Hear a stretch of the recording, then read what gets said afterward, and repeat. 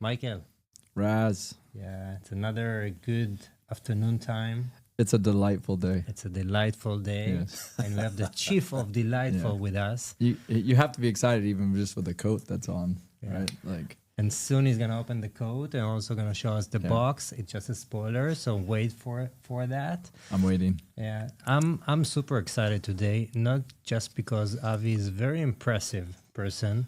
He was one of the first persons that I met in Singapore when I landed here.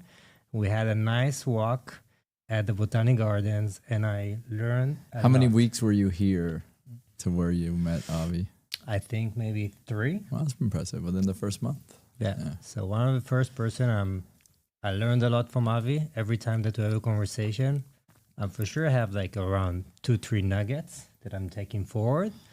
And I thought it's gonna be an amazing opportunity to have you here, and we can broadcast this delightful to lots of people. You shouldn't think that it will be. It will be an amazing opportunity. Yeah, I didn't say. Okay, It already it is. would be. It already is. It already is. Yeah. So I hear. So Avi, first I like to say that Avi is the chief of delightful officer. I'm gonna use my script. Yeah. I have to use my Well, script. it's long, yeah. so you have It's very to, long, but yeah. I don't want to miss a detail, so I have to Yeah. do that. Yeah. So because Avi is a global recognized, a thoughtful leader in DX, which means a delightful experience, a strategic mindset that brings together employee experience and customer experience is one of the powerful approach that delights all stakeholders. And he will share with us afterward what does it mean. He did, believe it or not, 2 TED Talks. I wish I would have one, but this guy had 2. Working on a third. Yeah, working on Nice. a third. It's gonna come. He's a certified speaker and professional. He have a background in sales, diplomacy, venture capital, corporate leadership. Avi blends a modern research with ancient wisdom of painful and to help leader to create positiveness. And I think positiveness is your second nature. It's not just a title. Even though you can be very in a different way, we're gonna find out very Provocative. You can also provocative. be Yeah, I want to say provocative. provocative. Negativity didn't work Yeah. for me. So Avi, Well, welcome, welcome, Avi. Yes. Thank you. Yeah, It's good to have you here. we're gonna start with our usual first question with Avi. How did you find yourself in Singapore? Well, the first time I came to Singapore was 91. I was leading a delegation of IT companies here. The second time that I came after the short one was in 92. I was the Israeli Trade Commissioner here. So I fell in love with Singapore, literally. The mother of my kids is Singaporean. And I was lucky to be at the right place at the right time. We were talking peace and we were making funds. We made a fund between Israel and Singapore, and I was lucky to be at the right time to make the last Yozma fund with ST. So Vertex came, and I think that by now they manage $1.4 billion.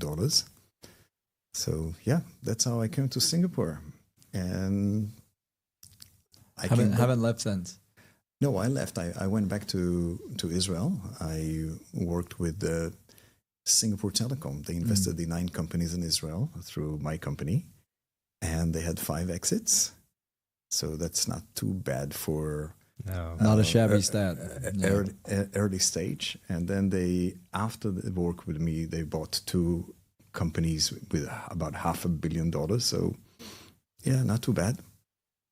So you quickly rattled off a bunch of different things you've done, which kind of fits our thematic around generalism. Did you, as you walk through these different things that you did, these various roles, planned?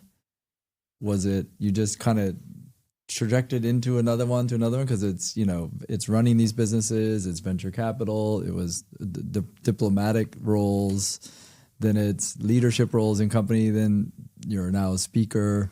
and also helping other people. So was there like a plan to how this all played out, or you just kept kind of moving through these transitions? Because they're quite different, right? Life throws a lot of opportunities to all of us. And the question is, what do you do with them? And sometimes life leads you, but sometimes you lead life. From the day that I went to the Ministry of Industry, I told the guys, I'm going to be in Singapore. And everybody thought I'm crazy because the number one, the best one wanted to go to Singapore. I say, you have no chance. I say, I'm going to go to Singapore. So sometimes you have premonitions. Sometimes life brings you opportunities. Sometimes you miss opportunities. And as long as your mindset is, wherever I am, I'm just going to make the best out of it. And I'm going to give my best to it. And then you flourish in almost everything that you do. And do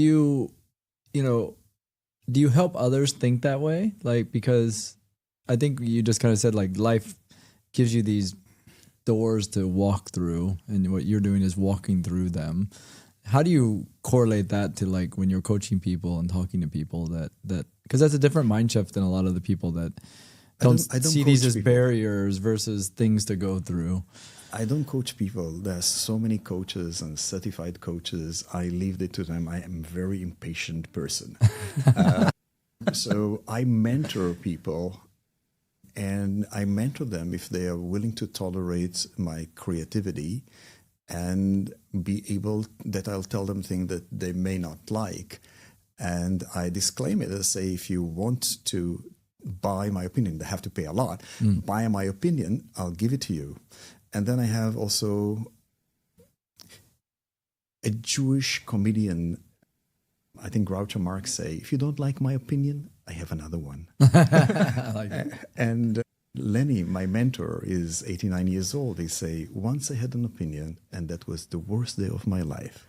So I disclaim it that it's my opinion, but you're paying to hear my opinion. But the second mentorship session, I will not take you if you didn't take action towards the thing that we said that's something that you're going to do. So I don't have the patience of a coach. So. Got it. So you're advising and mentoring, and if in a session you've outlined with somebody, you really need to take this step to solve this problem, you expect to see in the second session they've taken concrete steps towards that.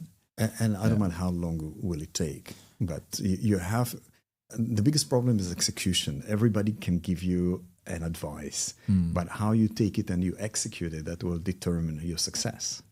Yeah. And I think the last one I'll ask on this is, you got your shirt, Let's Delight. You talk a lot about delight. You also just said what I would think is you're very candid in these sessions, and you're going to say something people probably don't want to hear. Is it packaged up in a delightful way? Like, how do you manage your demeanor, which I think is kind of funny and open with, I just had to tell you something you probably don't want to hear. How does that sandwich get sent to people? Well, I'm doing a lot of work on feedback, but I just want to have a disclaimer. I don't always walk my talk, and I fail sometimes. That's why on my back of my shirt, it says that. Work in progress. Work in progress. I love it. And sometimes it's very painful because you know that you think that you learn what you preach and you try, and then suddenly somebody comes and say, hey, you did that to me. And I say, oh, shit. Yeah. I just wrote that you shouldn't do that. Yeah. And it happens. It happens. So back to your question. Even the best surgeon needs to put anesthesia. Otherwise, the surgery is going to be successful, but the patient will die out of pain. So you need, when you give feedback with good intention, it's not enough. And you need to try to make sure that the person is ready for it, not sugarcoating it, but ask permission and say, hey, I have something that may make you feel uncomfortable. I have an opinion about it. Do I have your permission to tell you? The biggest problem is a few weeks ago, I forgot that and I gave the advice without giving that. So without that was warning. totally bad on my part. Did they take it badly? Yes, terribly. And I got slapped and I deserved it. So we're speaking about delightness, and I want to double click on that one because you are delivering delightness to lots of people. How you came up with this concept? What was your moment that you say, this is the thing I want to do? I didn't know that I'm delighting before 2015 when I was approached. So all the time I had an emotional orgasm from seeing other people smile because of something good that I did for them. So I was addicted to being of service to other people. And later on, it took me time to understand the neuroscience of it, why we are immediately rewarded when we are in the place where we are of service to others. And I understood why the cocktail of oxytocin, dopamine, serotonin, and when you put it with lighter part of humor, also endorphins, it always fulfills you. But only in 2015, I got an opportunity, and I need to thank that lady, Rocky. She connected me with P&G, and they had a TEDx about delight. And I say, actually, that's exactly what I'm doing. And I went with the name of the TEDx to Delight Operating System, and that's where the word stuck. And then I said, well, in my life, I've been the chief delighting officer, and everybody in the world is a chief delighting officer. It's just a mindset. It's not a person. And then I came up with the mobile phone activation. You know, you have, what happens when you are on airplane mode? Yeah. Gotta put it. Nothing. Nothing. Nothing like that. You don't receive any data. It becomes like a brick. Hopefully. And that's what happened when we transact conversation. When a conversation between us is what I want to achieve from you, transaction. But we also have, and that's the fear in us, the fear operating system, amygdala, anger, frustration. But we also have, we can switch it off and put delight mode. So then I tell people, can you help me then? Can you put your hand like that? Please. And then put the other hand like this and switch from airplane mode to delight mode. Yeah. Okay.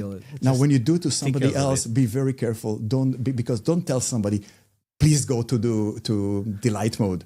It's very judgmental. You need to do it for yourself. Yeah, they have to switch themselves into delight mode. You can't change people, but the same people that will not change will jump on the opportunity to upgrade themselves. So when you offer them to become the Pokemon of their life, that they're going to go to the next level of the game, they will subscribe to it. So stop changing people, help them evolve. Sorry, don't help them. Support them to help themselves to evolve. help themselves. Yeah. Yeah. So I think if we take the kind of other side of this, we think of maybe the startup industry or executives. There are going to be, I guess, days we kind of like, you wake up on the wrong side of the bed and you don't feel very delightful, maybe in and of yourself, but you're still going to walk into that office environment or your leadership position or you're the founder and you still need to operate that day, but your delightful operating system is not feeling great. Have bugs. Yeah. What do you tell those people? How do they still have a good day and still achieve things when maybe they're in the wrong frame of mind to be delightful? It's one of the best questions that I've heard. So let's make an experiment. When you wake up in the morning, when I ask you, how are you on a bad day? What are you going to answer me? I'm short with people, I think is probably and one when of you're my... going to go to a sales meeting, somebody will ask you, how are you today on a very non-delightful day? What are you going to say? I'm going to say I'm fine. I'm fine. And if you need to get the $1 million for the investment, you're going to say, I'm great, probably. Yeah. And that is a problem where when you're going to put yourself like this and you feel like that amount of energy will evaporate from you. You're going to come back home. You're going to be exhausted. Yeah. On top of the fact that it wasn't a delightful day.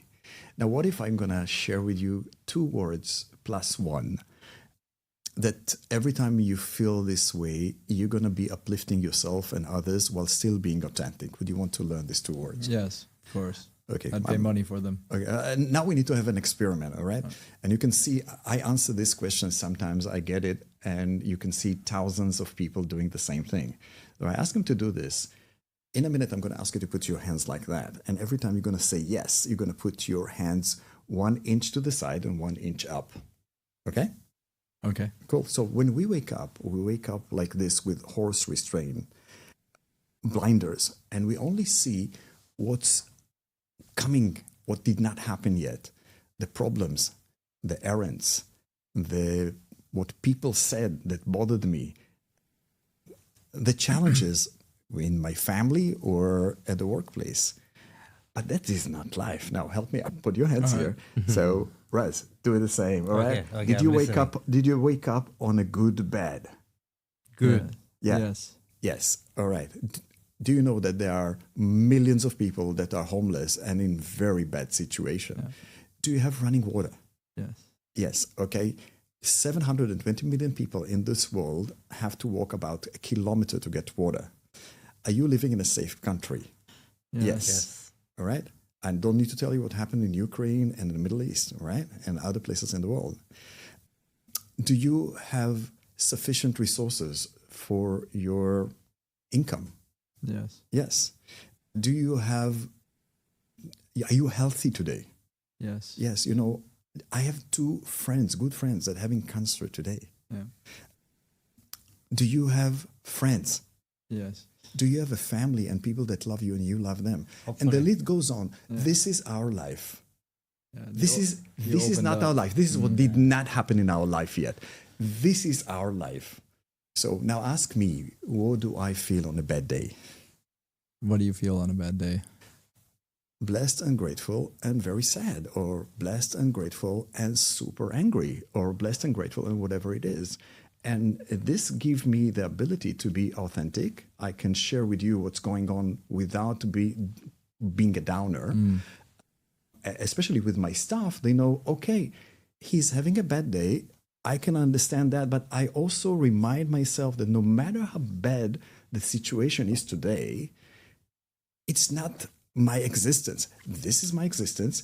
This is a temporary problem that I'm having to deal with now. So my day starts at 90.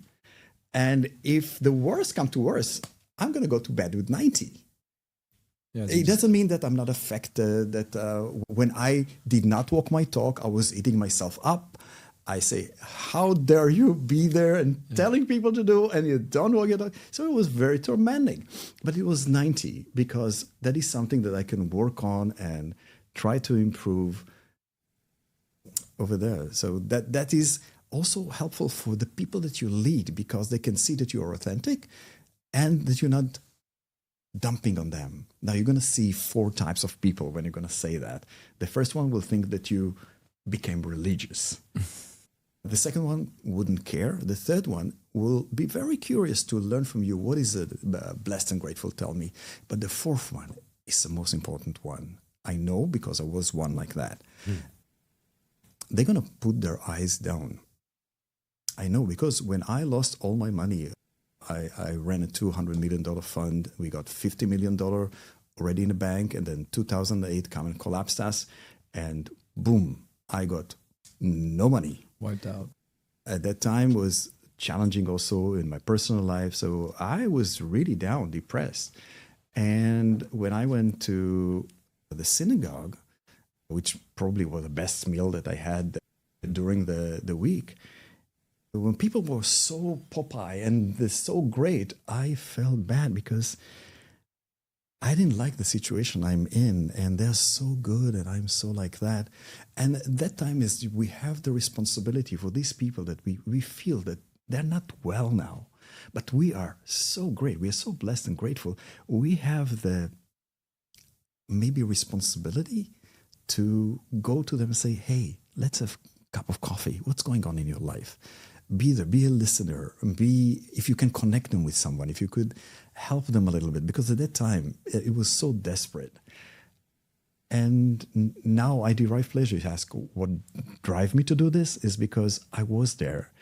And if I could add value and support people to support themselves, it's huge. Emotional orgasm. Yeah. Now I have to challenge you a bit Okay. because you're working with lots of leaders, with the big companies leaders, with maybe different types of enterprises, let's say. And I'm sure that I think so.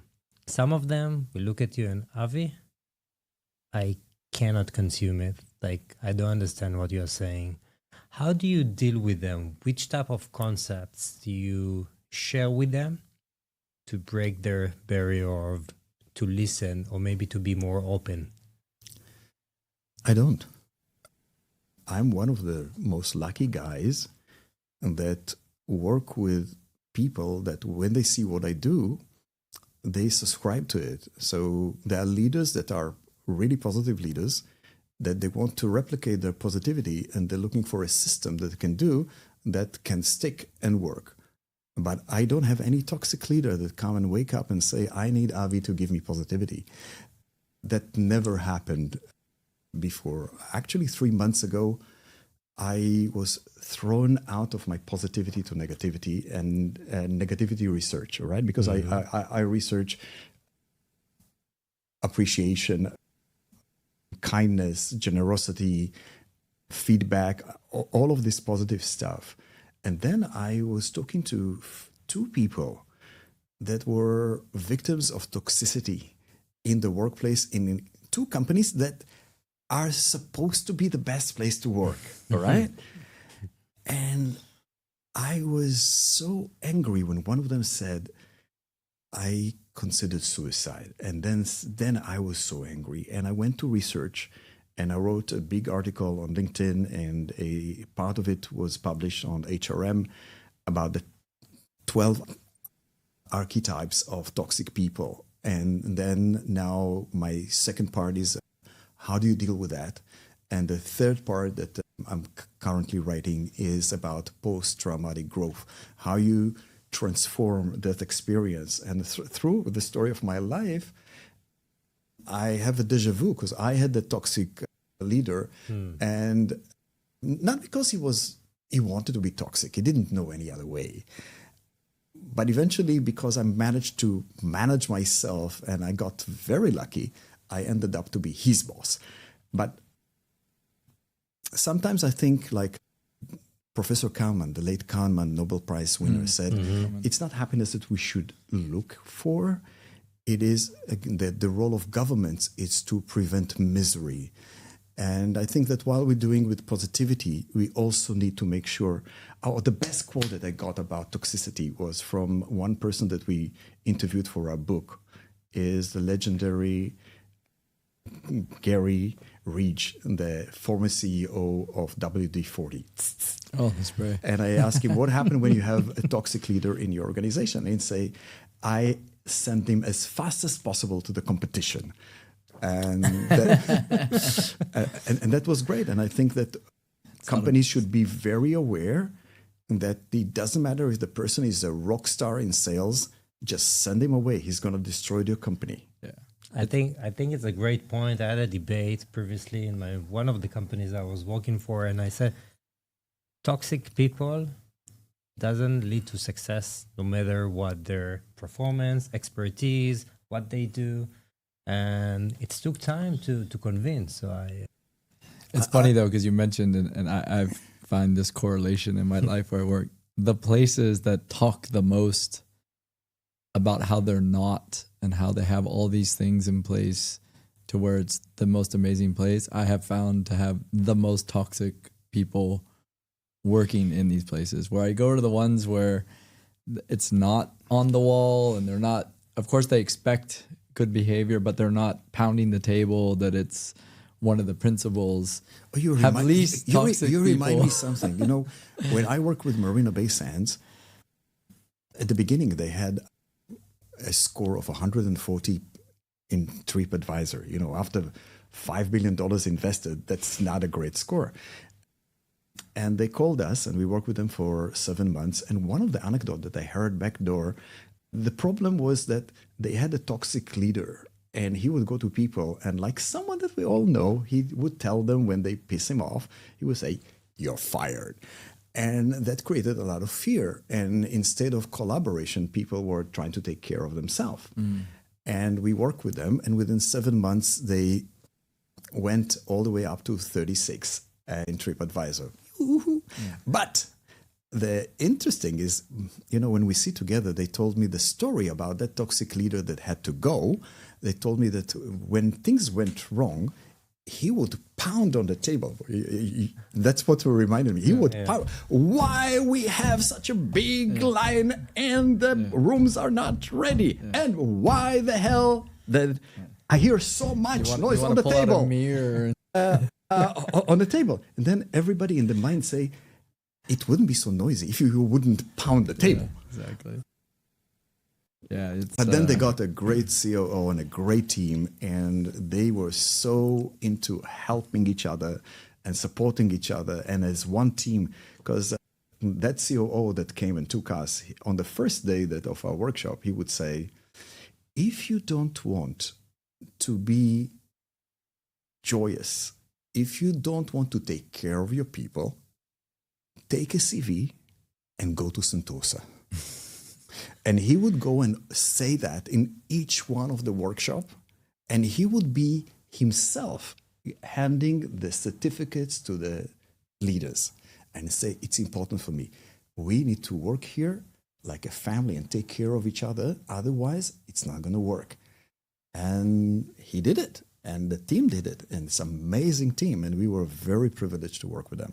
Interesting. So you're clearly doing a lot of leadership training, both, I'm assuming, at a group, even at an individual level. And it sounds like you have some pretty unorthodox, different, I've read, there's the Radical Candor books, there's the comfort zone types of things. What's your style for that? And how do you correlate that to how you work with leaders? Because I'm sure it isn't the norm or the way most people feel it. Let's do some crazy thing again, okay? Right. Help me out. Put your finger here, right? Left or right? Anyone. Okay. Repeat after me. A message from the brain. A message from the brain. Reaches the bottom. Reaches the bottom. A message from the heart. A message from the heart. Reaches the heart. Reaches the heart. All right. Yeah. If you can design a learning program that touches people's heart, that make them feel inspired about the possibility within them, let them shake them out of the comfort zone so they do things that are a little bit unconventional and work on the retention in their memory. I can give you an example later on. Then after that, let them reflect, digest, and then show them the science. All right? So everything that they do, every provocation has a science behind it, has a reason behind it. I would not ask you to do something just because I want you to do something. And what that happens, it creates a retention for many, many years. Short story, few years ago, I was in Fullerton Hotel. It was 12 midnight. There was only one person on the POS, and I wanted the bill. I tap on his back, and then he turns around to me and looks at me and say, Avi. And he was one head taller than me. I'm Sumit. And he sees that I don't remember. You don't remember me? 2006, you trained us in Marriott, remember? Smell the flower. Smell the flower. Now, what is smell the flower? Smell the flower is after we do an exercise, let's say we dance. Then we need to regulate our breathing. And we say, smell the flower. Slow down. Okay, do it with me. Smell the flower. I do this with my 6-year-old. Just give me a more sexy voice, all right? Now, according to a company called 6 Seconds, it's a big company in the EQ area. They say that you need to have 6 seconds between your amygdala hijack and the fact that you're going to go back to the frontal neocortex, so reason will come in. Or what Professor Kalman, the late Kalman, say, think fast and slow. It didn't work for me.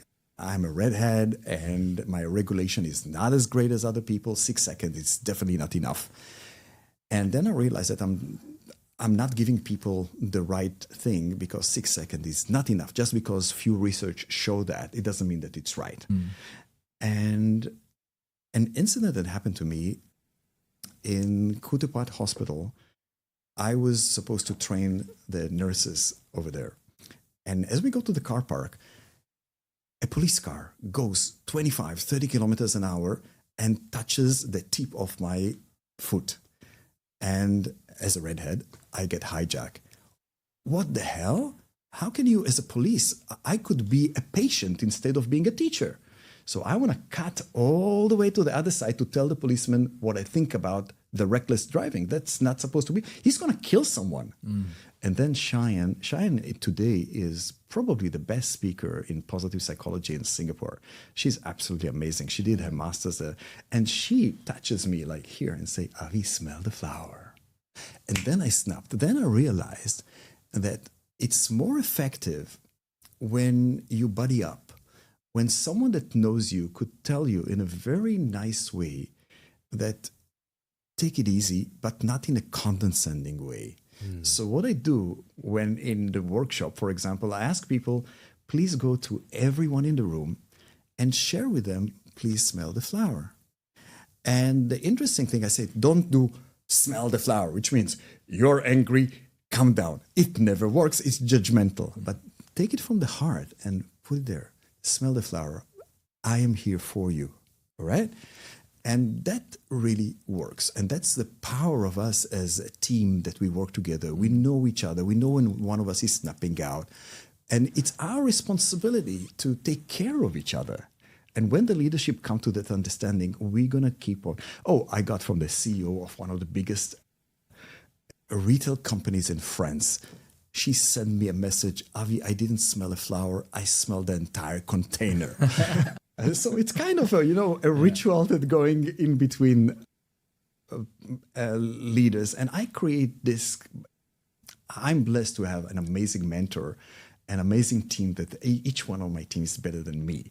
So we come up with crazy stuff that sticks, and then we can tell you the science behind it.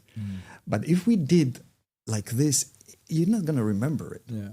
No, it's a guy I want to get on the show, so we'll call him out on the show. His name's Chris. He does performance, executive sales training, group stuff. Chris, be ready. Chris, we've tried. I keep trying. And I was kind of going through a tough work time when I was sent to this thing with a group of other people. And it was one of the best ones I've been to, because he did the same thing of kind of combining emotional, physical things that kind of get you, and then the rationale behind it from what we were doing as a team. But we had like a hallway conversation where I was just telling him I'm struggling a bit while I'm doing it. And he actually put his hand on my heart. He says, you're not feeling very fulfilled, are you? And he just, like that. And I'm like, I almost fell down when he did it, because it was so like, oh, you're so right? Like, because that's where you get hooked, right? That was mentoring, not coaching, yeah? Yeah, whatever. They call him a performance coach, but it's not a one-on-one thing. It's a group thing. But it just really kind of hit me that, he knows what he's doing, because it was, from that moment that he just it was like, yeah, you get it. Like, and it does. That cements your memory of something that, it's nice to know how that works. He actually felt you. That's pretty cool. Yeah. So he's a very perceptive guy. Yeah, super cool dude. I wanna go to a bit on leadership or maybe other people, but still there is a structure that I know that you like, and I was wondering how you combine that together, which is the PPP, which is the people, purpose, and profits. How can you break it down a bit? And look, leadership today in the VUCA world has to be ambidextrous. If you want to play at the highest stakes and be competitive with your company, it's like being in the NBA. You can't just play the right hand. You have to know how to dribble with both. So as a leader, you need to go for results, and you need to take care of your people. And the idea of delightful experience is the sum of employee experience, delightful employee experience, plus times delightful customer experience. So if you don't treat your people right and you go below one, actually the entire equation goes down. If it's a fraction and let's say you have 2 as customer experience and you had 0.1 an employee experience, the multiplication gonna put both of them down. And as an ambidextrous leader, you have to take care of both. Employees are the ones that provide a customer experience. And I think that we're going to see in the next few years more and more companies that understand that it's not standalone employee experience or standalone customer experience. It's a total experience that it has to be delightful experience to 360 degrees people. You cannot treat your vendor in a terrible way and then treat everybody in your company in a good way. It's the congruency has to be there. Yeah, they're highly correlated. Yeah, and delightful leaders know how to also put boundaries. And that's something that people struggle with, how to put boundaries. And because they don't know how to put boundaries, they tend to go and be transactional result oriented only. But if you learn how to put boundaries well and fast, especially in a place like Asia where you have loose face, you need to be masterful in how you put boundaries in a way that doesn't put people in a way that you feel loose face. Be very mindful. In Asia, if you make loose face to someone, could be the worst thing you do. It's stupid. It's something that you can't recover from it. But there's one recovery that I found from it that was surprising. If you have a good heart, and let's say you had bad blood with someone, but you're a good human, and something tough happened in their place, let's say there is a wake. The wake is a great opportunity to go and show that you're a human, and no matter what happened between both of you, you are there for that person. And be generous. Put $200 in the kitty. But sometimes you can recover from tough situation by being a mensch, being a human being at the time that is right. Yeah. We didn't agree on things. I'm sorry I made loose face, but I really care for you as a human being. Yeah. And you can turn it around, I think. You just touched on something with the boundaries. I'll correlate it here real quick. You like to slaughter sacred cows. We talked about this.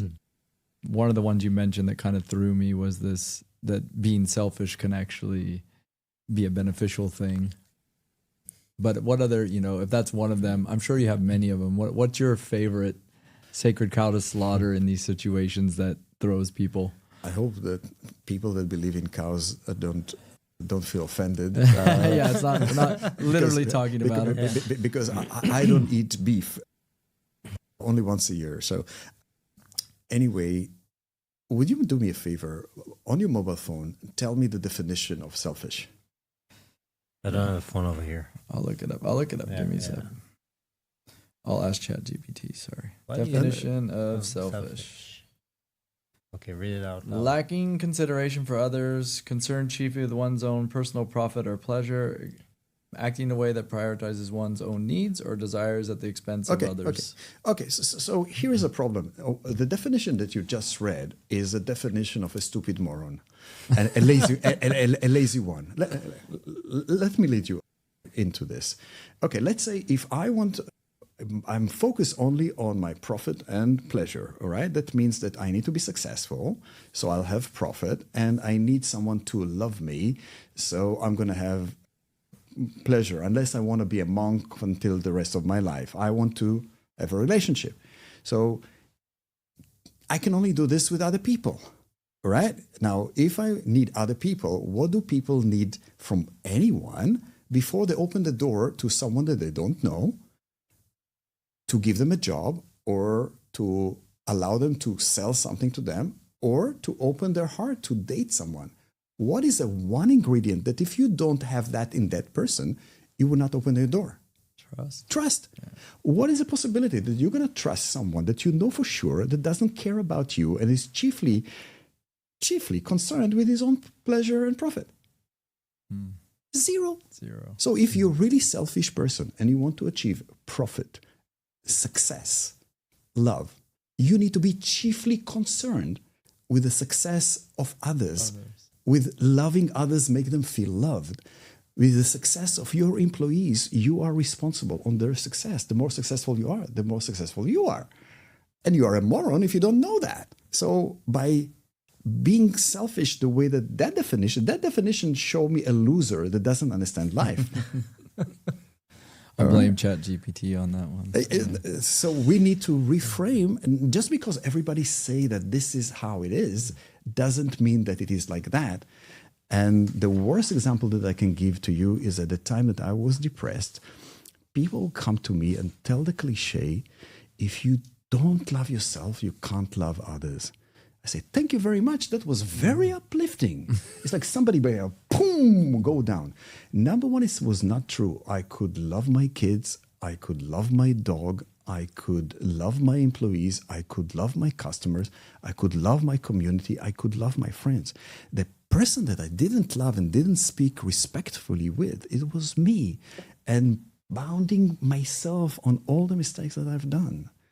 And that wasn't helpful. And then I learned maybe that session in my life that was at that time really not joyous is to find meaning in that. And going out on the other side, I see that I was, all my life, I could bounce forward easily.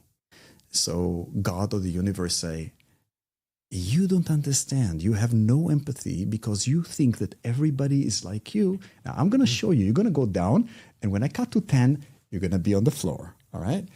And then I learned to understand that what they show us, the leader on the top of the Everest, putting the hand for someone to pull them up. That's not help. Help is when we were kids, when we wanted to sneak to the football game, we would go down, we kneel, and we put our hands like this. So somebody will put the dirty feet on our hands and then another dirty feet on our shoulder and then climb up and you're the last and then they go. That's service. That's service. And then I tell leaders, stop helping. Start supporting. Your job is not to help. Your job is to support and create the environment that they're going to help themselves. While you're talking, I'm thinking in my head, and I see images of the biggest leaders, of the biggest companies, and I want to mention names. It's fine. I'm not sure they're listening to our podcast. Maybe yes, maybe no. People like Jeff Bezos, like Elon Musk, like Peter Thiel. Do you think they think on that way, on that matter of supporting, being unselfish? I don't know yet. I don't know them, but their reflection look a bit different. There are quite a few mavericks, and you can't argue with the success that they have. And they are very successful. And they created, despite themselves in some companies, great culture, achieving culture. But you can hear a lot more in some of the companies that you talk about. Mm-hmm. You could hear that there's change and people want to add additional value about care. And actually, they are obsessed with delighting their customers. If you talk about Jeff Bezos, they're obsessed in delighting the customer. And the obsession is coming, and I know that they're changing even the 14 principle that they have, and they're adding to 16 because they understand that they need also to delight their own employees. Yeah, they added the one when I was there of taking care of employees better. Yes, and it pays off. You could give other great examples of Richard Branson, equally billionaire, and it's fun to work there, and it takes care of people, and he says that employees first. So there are always going to be exceptions and people that have bigger ego than themselves. I can tell you my theory about ego if you have time. We'll see if we can get to it. We didn't touch a lot on what you had done in your career with Israel and Singapore, but let's just kind of superset it. You've done a lot with funding, investing, startups. You have experience in both places, as I call it. We know that Singapore has learned and modeled a lot from Israel over the years with some and many others. Yeah.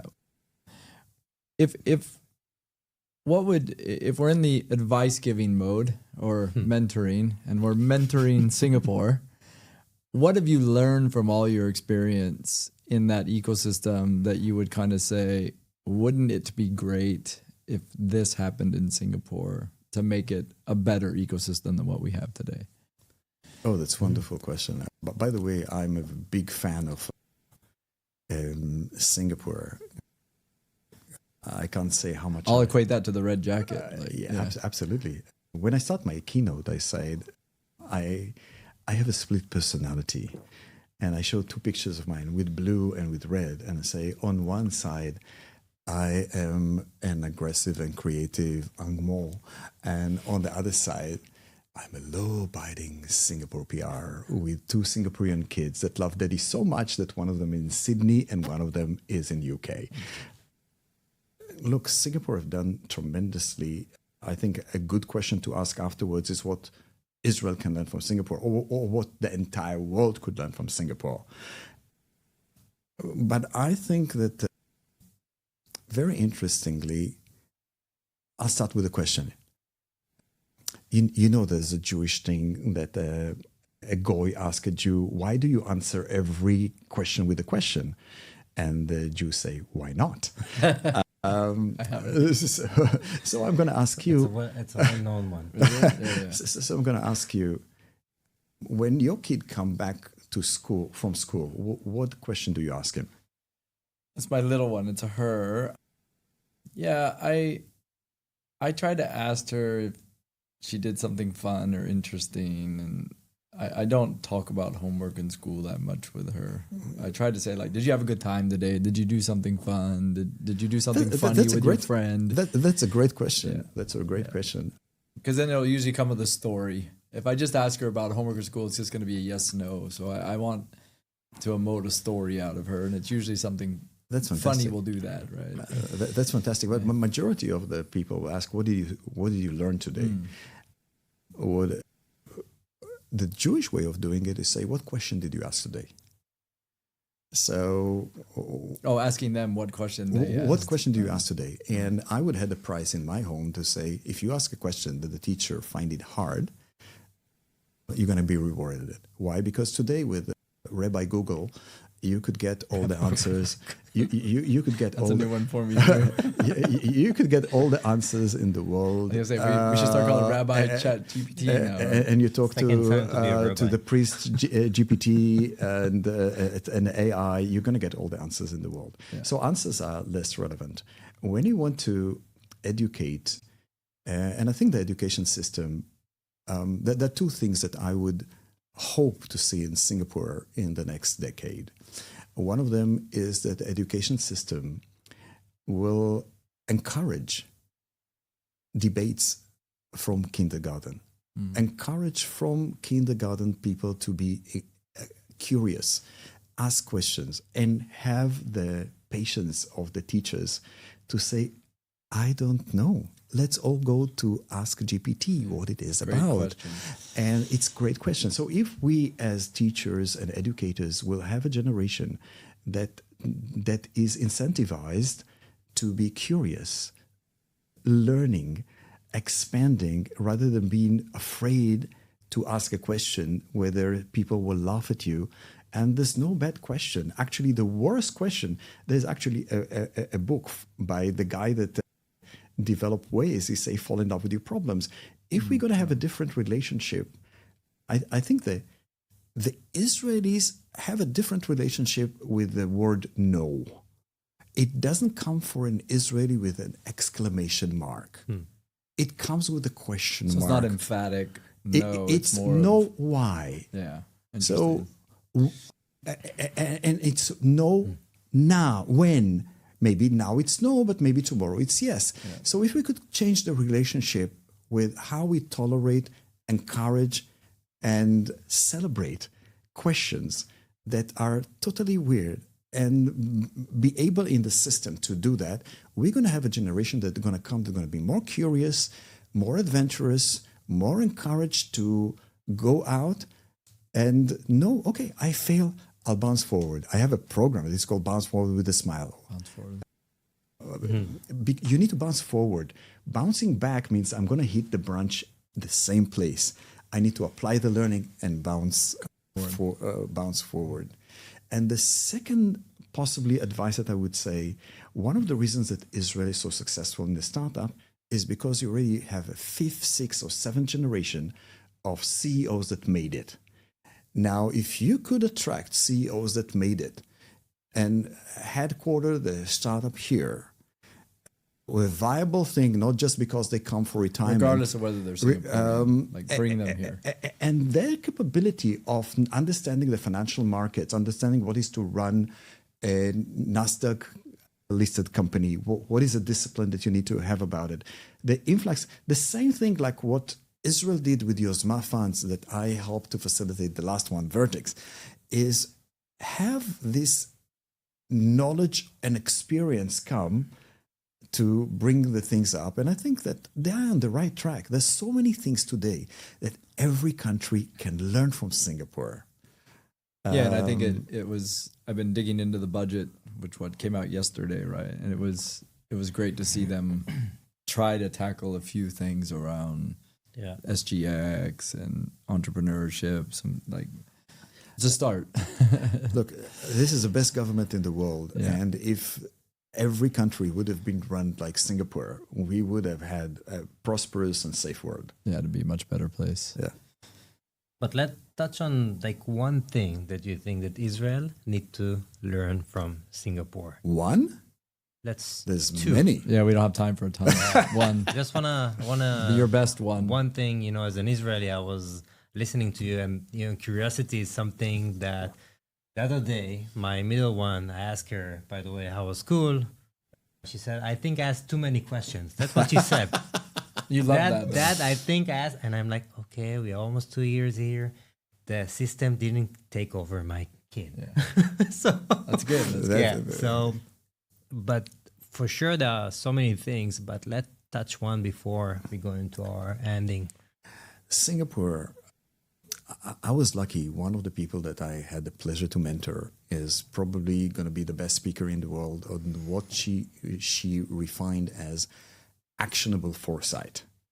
You see, Singapore has the wisdom to plan for 50 years, 40, 30, 25, 3, 2, 1. And one of the reasons that they were much more resilient in every crisis that happened was because they are planning what if on a constant basis, and they're adjusting all their planning all the time. By the way, the name of the lady is Carol Lim, and if you want a fantastic keynote, you should ask her. She really brings the story of Singapore. And if Israel would have had this foresight of understanding that kind of planning, it would be formidable. We don't know how to plan. We know how to maneuver. So if we combine, that's what we try to do with my kids. So they're going to know how to plan and they know how to maneuver. Both. Singapore, Singapore's kids. So, ability to plan, ability to execute, and ability to respect the law. I mean, over here, we don't do what is in our own writing. In the Talmud, it says, the merciful to the evil end up evil to the merciful. If you allow people to be, let's say, drive recklessly without being stopped, it's all going to be reckless. It's going to be one big problem.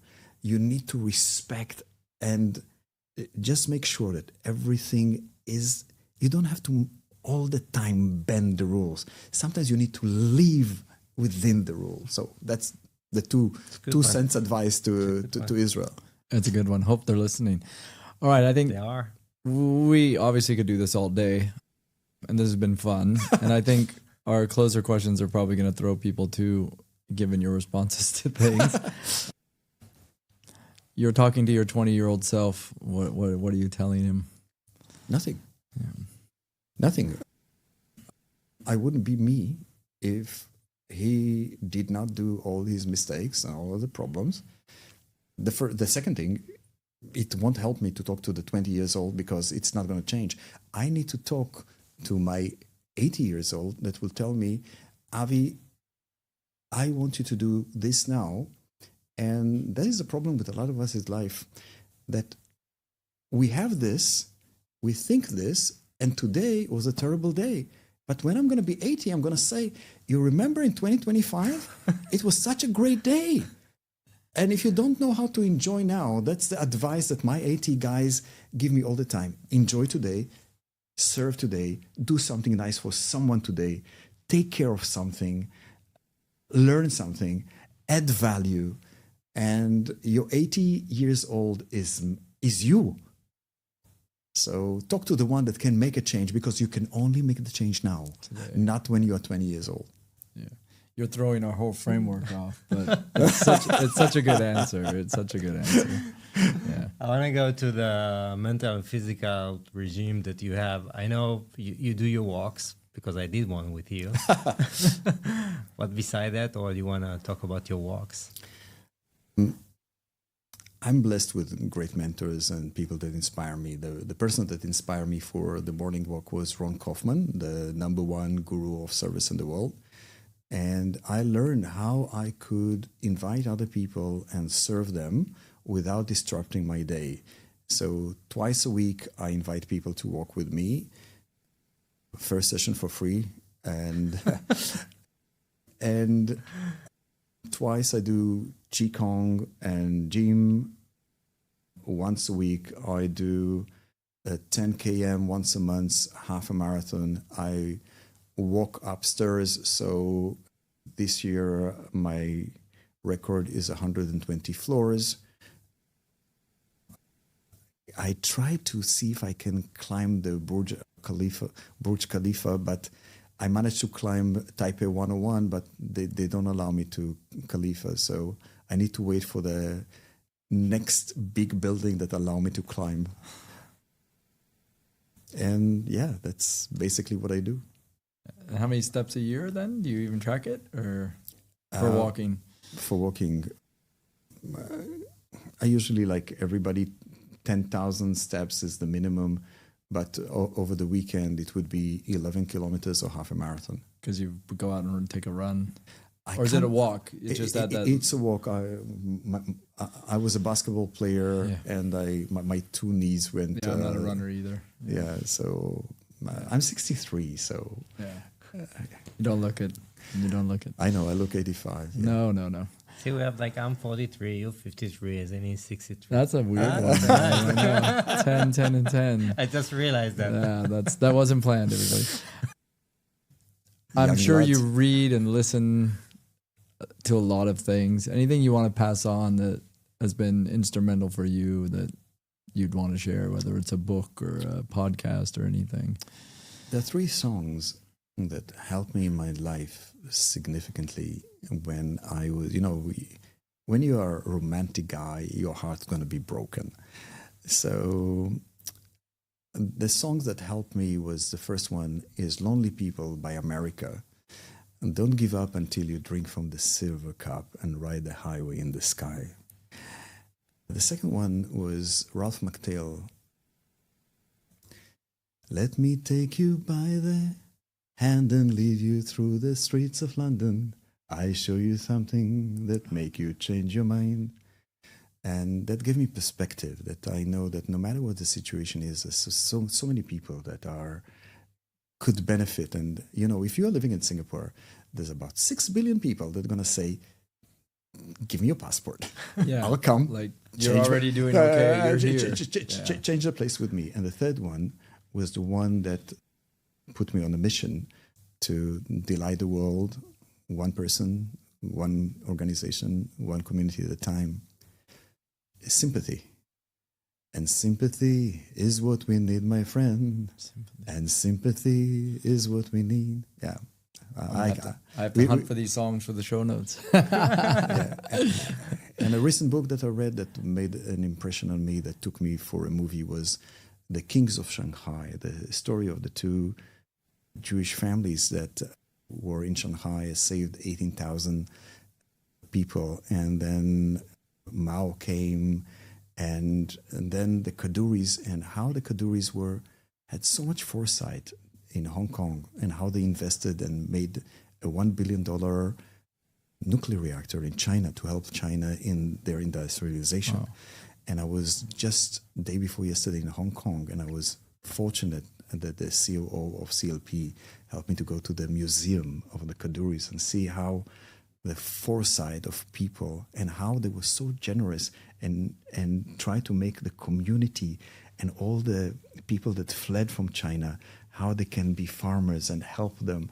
So yeah, it's an inspiring book. It's a Jewish family. Two Jewish families, but Kaduri is amazing family. Wow. They had one of the brothers totally devote all his life just to help the communities. And that's what I see is, they have so much, but they also give so much. Yeah, it's awesome. Yeah. Well, super fun. That was delightful. It was delightful. I've learned a ton. Thank you for doing this. Thank you. We really enjoyed it. Yeah. Thank Thank you you, very much. Avi. Yeah. Thank you for Thanks, coming. Avi.